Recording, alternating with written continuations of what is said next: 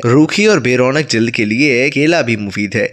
ये कुदरती अज्जा की खूबियों से मालामाल फल है और जल्द को सेहतमंद बनाने में बहुत मुआवनत करता है। केले को दूध या दही में फेंट कर पूरे चेहरे पर लगा लें। खुश्क होने पर चेहरे से मलकर चेहरे से उतार लें, फिर चेहरा धो लें। आप खुद चेहरे की दिलकशी और ताजगी महसूस करेंगे। खुश्क जल्द की हामिल खवातीन को चाहिए कि वो खास तौर पर सर्दियों में अपनी जल्द की खुश्की और बेरौनकी दूर करने के लिए पेट्रोलियम जेली, ग्लिसरीन और नींबू के रस को आपस में मिला लें और खुश्क जल्द पर लगाएं।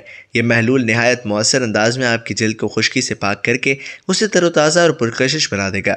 चिकनी जल्द की हामिल खवातीन सबसे ज़्यादा जल्दी मसाइल का शिकार होती हैं। इन खवातीन के लिए नीम के पत्तियों की लगदी यानी कि पेस्ट नहायत मुफीद और करामत साबित हो सकती है।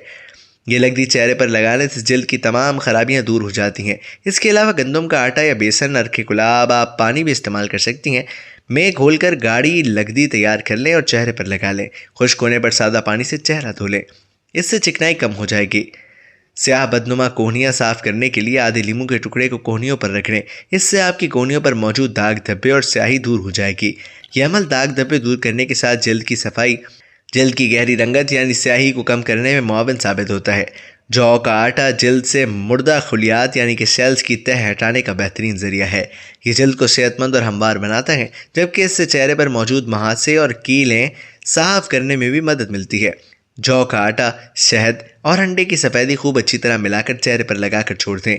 जब यह आमेज़ा हल्का गीला हो तो उसे उंगली से पोरों से नहायत आहिस्तगी से चेहरे से साफ कर लें। इसके बाद अरके गुलाब का चेहरे पर स्प्रे करें। इस तरह चेहरे की दिलकश और जाज़बियत देखने वाली होगी।